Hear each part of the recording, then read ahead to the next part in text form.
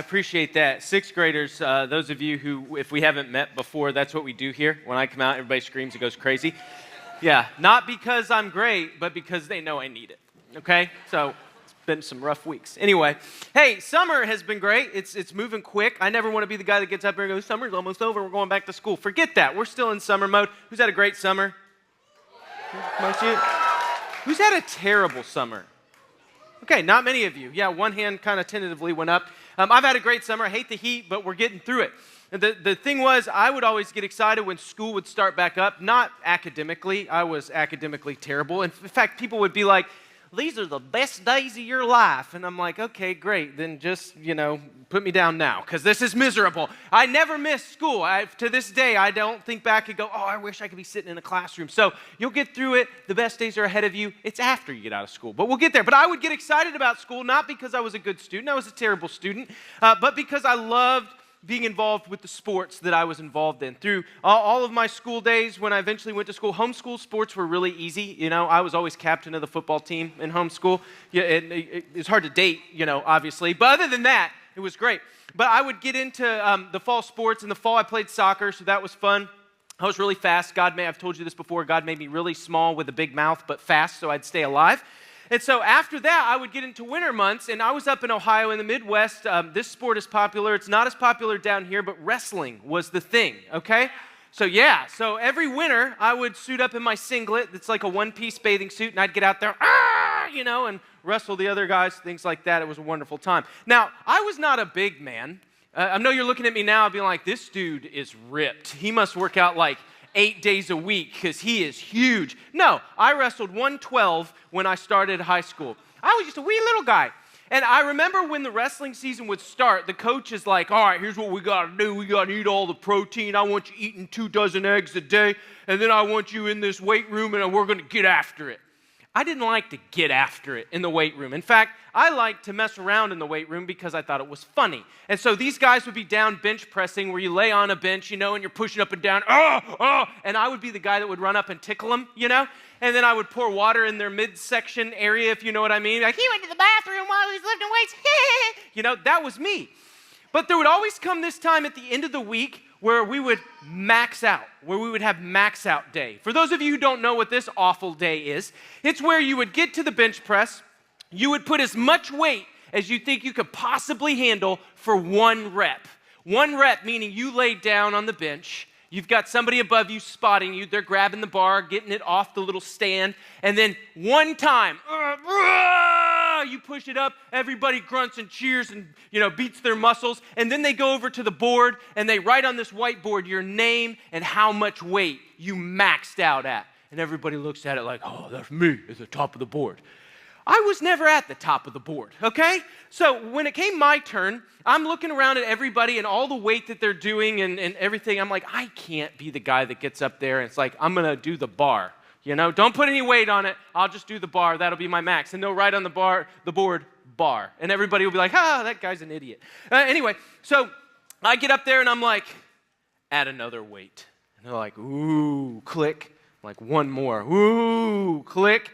And I'm like, let's do this. So I lay down, and it's time for me to max out, all right? I'm going to the top of the board. And the guy spotting me helps me get the bar off, and immediately I realize this was a horrible decision. The bar starts to slowly come down, and I'm shaking, and it's all I can do to keep it from decapitating myself. And I get it to my chest, and I realize there's no way this weight is moving anywhere. So I push, and I start kicking my legs because I think that's going to help, but it's not going anywhere. I open my eyes and realize the entire weight room is empty. I am now here by myself, trapped under this weight because everybody evidently got sick of me tickling them and dumping water on their midsection while they're lifting weights. So now I'm alone, and I've got some options. I can try to dump the weight off to the side. I can try to slide under it maybe. I'm just panicking, so I'm sitting there freaking out. I'd go with, the decision that most of you would pick. Help!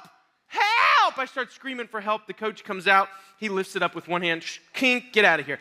And so they put my actual weight at the bottom of the board, and I was, the lowest one. It was so embarrassing. Every time we walk in there, we'd have gym class. People would walk through, and I was the guy at the bottom of the board. Well, that wears on you Over time, if there's something that you're bumping up against or something that you can't do or something that you're failing at, over time, you start to tell yourself a story of failure that looks like this. You begin to say, I'm not strong. And it goes from something you do or can't do to something that you are. And you begin to believe it on a much deeper level, that you believe I'm not brave. There's something that you want to do, but you're just your personality, or maybe you're introverted and you just don't feel like you do it. I'm not brave. I'm not funny. All these other people are making people laugh and they're getting lots of friends, and I've tried before, but I just can't seem to be funny. I feel awkward. Maybe it's deeper seated for you. Maybe it's a bigger issue. Maybe you feel like I'm not lovable based on how some things have played out in your family structure or with friends, or maybe you've been betrayed, or maybe you feel like I'm not worth it because people won't spend the time to do this. I'm not smart. I'm not athletic. And we begin to tell ourselves this narrative of failure that really begins to play on us. And so here's what I want to do just for a second. I'm going to put up a phrase, I'm not blank. And because we're at Transit and you can handle this, I want you to take 5 seconds just thinking to yourself, not sharing with your friends. I want you to take 5 seconds, because no matter how old you are in the room, student or leader, this is not something that you escape from. This is something you deal with the rest of your life. And it will have different iterations. You'll be tempted to say, I'm not whatever that is. When I became a parent, there were a lot of things I said, I'm not qualified for this. When I got married, when you start a new job, when you get into college, it will just change iterations throughout life. So take 5 seconds. I want everybody to do this and fill in that blank for yourself. Right now, what are you struggling to say? Where are you seeing yourself not adequate enough? Where do you see yourself not adding up? I'm not whatever that is. And the reality is, this has been an issue for everybody, forever. Well, I think all the way back to the beginning of time, Adam and Eve in the garden. They're just chilling in the garden. God had one thing. He said, hey, don't eat from that tree in the middle of the garden. Everything else is yours to enjoy. And what does Satan, the enemy, the devil, the tempter, what does he do? He comes to Eve and he's like, hey, did God really say this? He just doesn't want you to be as good as him. And he begins to have her unveil and realize and see, I'm not something I want to be, but this is the way that I get it. And this is the way that he tempts all of us. He says, hey, you're not this, but if you do this thing, if you break this value you have, or you step over this line, you will have it, you will achieve it. And Eve believes it, and so she eats the fruit, and Adam eats the fruit, and sin enters into the world and shatters God's perfection. And we watch the enemy tempt people year after year, nations fall, families crumble. We just see it all throughout history. People believing I'm not something and trying to achieve that thing. And we fast forward to around 1100. And what we see is we see the Israelites in a situation that they need to be rescued from. All throughout history, you see the Israelites getting into these difficult situations and God coming along to rescue them. This particular time, what was happening was they were creating a harvest every year. And actually, this story is a lot like A Bug's Life. For those of you who have seen A Bug's Life, we've got the ants who are creating a harvest, and then you've got the grasshoppers who are coming in and stealing the harvest. And the ants are like, what are we going to do now? And Flick is like, I'll save us. And so we have the Israelites creating their harvest to kind of provide through the season and the winter and things like that. And you have the Midianites who are coming along around the time it was to harvest all of this stuff.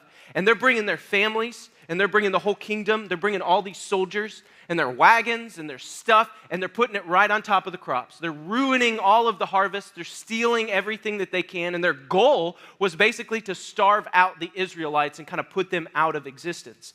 Well, when they would come, they were doing this for like 7 years. When they would come, the Israelites would hide. They'd run for the hills. They knew they couldn't defeat the Midianites. They knew they couldn't fight back. And so their only option was to kind of submit to it. They would all go hide, and the Midianites would come in and destroy the crops and everything else. And now in our story, we're reading through the script of this story. If we were watching a movie, the scene would cut to this old wine press, where inside the wine press was a little guy who was in there with some wheat that he had found, and he's thrashing the wheat. He's getting, the little tops of the wheat so he can make flour or whatever. He's just minding his own business, hiding from the Midianites, doing his own thing. And all of a sudden, the script flips on him and on us, the reader, as we're looking in on this story.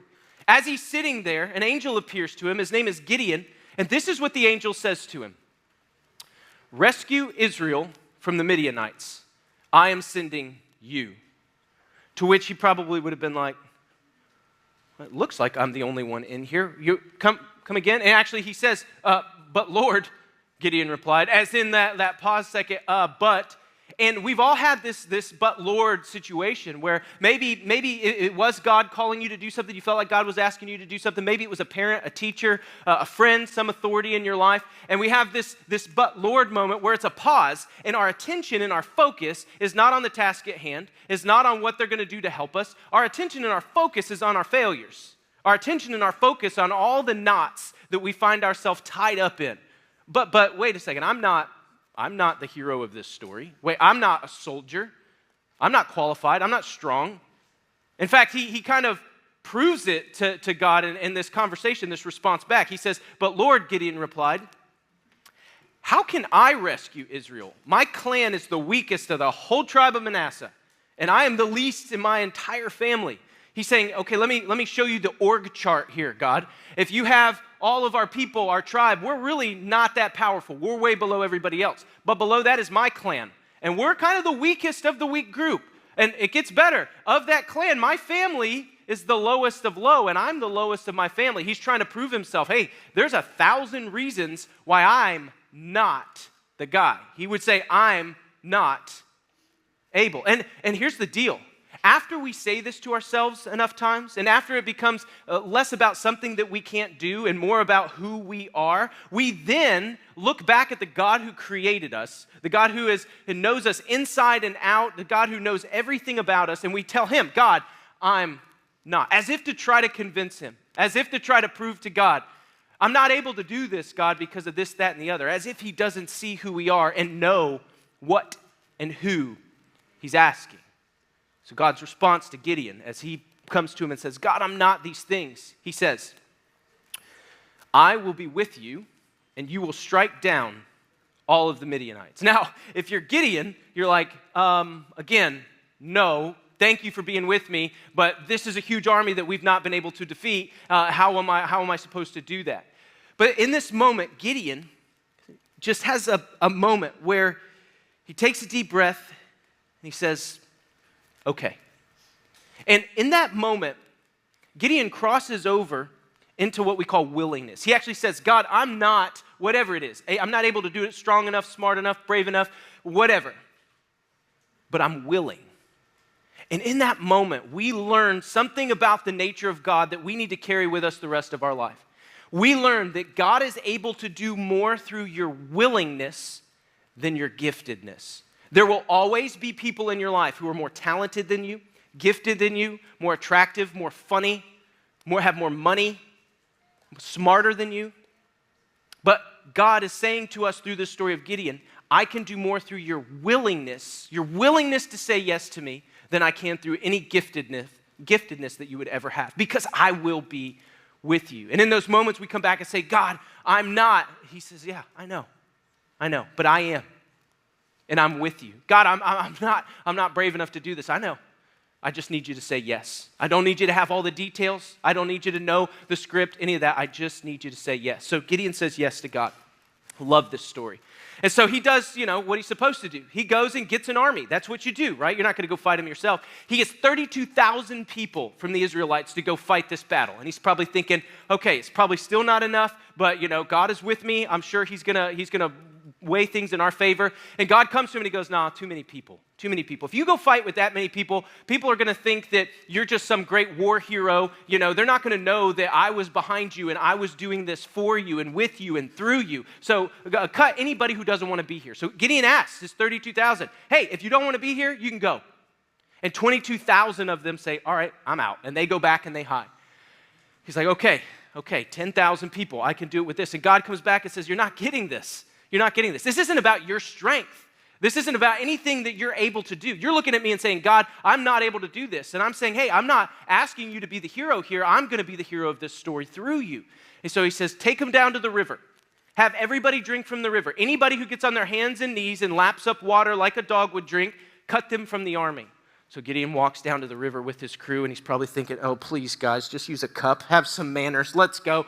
And after everybody gets cut from that part of the army, he has 300 people left. He's like, okay, 300 people. Probably thinking we're toast, but God, I'm saying yes. And so God comes to him and he says, here's what I want you to take. I want you to take some pots. I want you to take some lanterns, like some torches. I want you to take some trumpets. And Gideon's probably thinking, okay, we're going to hit him with the trumpets, and then we're going to hit him with the pots, and then light him on fire. Cool, yeah, that's what we're going to do. This is great. And he gives him some instructions to, at night, encircle the Midian's camp. And I want you to make chaos, bang the pots, blow the trumpets, light the lanterns, all of that. Well, they do that in the middle of the night, and the Midians, they wake up, and they don't know what's going on. You know, you wake up in the middle of the night, it's like, what in the world is happening? And they start attacking each other, and so they think they're being attacked, but they really just start attacking each other, and they defeat themselves and take out the entire army. And Gideon is left standing there thinking, God saw what I wasn't. God knew my fears and my unwillingness, but the fact that I was willing to tell God yes changed everything. And that's my challenge to you today. Wherever you're filling in this blank here, whatever that is, I want you to look at God and tell God you're willing to follow him. Now, it'll be scary at times. We don't always get the end picture. We don't always get the promise that God has for us. God is not asking for your incredible abilities and things like that. He's asking for your yes. He's asking for you just to say yes to him. For us to go, God, I'm not, but I'm willing. I'm not, but I'm willing. So I wonder today what it would take for you to be willing and what it would change, what hangs in the balance of that willingness and that offer to say yes to God. And I wonder how many of us have been so distracted by our failures that we haven't even been able to see our future. And I wonder those of us who are like, hey, all this comparison, these people around me are so much better at this and that and equipped to do it. I wonder what kind of confidence that can give you if you realize God will do more with your willingness, with your yes, than he will your giftedness. And God will equip you and be with you all the way through. In a second, I'm going to pray and ask you a question to take to small group. But first, if you're new here or you're in 6th grade and you don't know where to go, we want to make sure that you find that place. So you can just come down front and we're going to help you figure out where to go. If you've been worried about that, I don't know where to go, we're going to help you with that. But let me pray for you and ask you a very theological question. Heavenly Father, thank you for the story of Gideon. Thank you that God, you don't just scour all of the population and pick the most equipped people to step into the story and be these big dramatic heroes. But God, rather, you use the people who are just willing to say yes.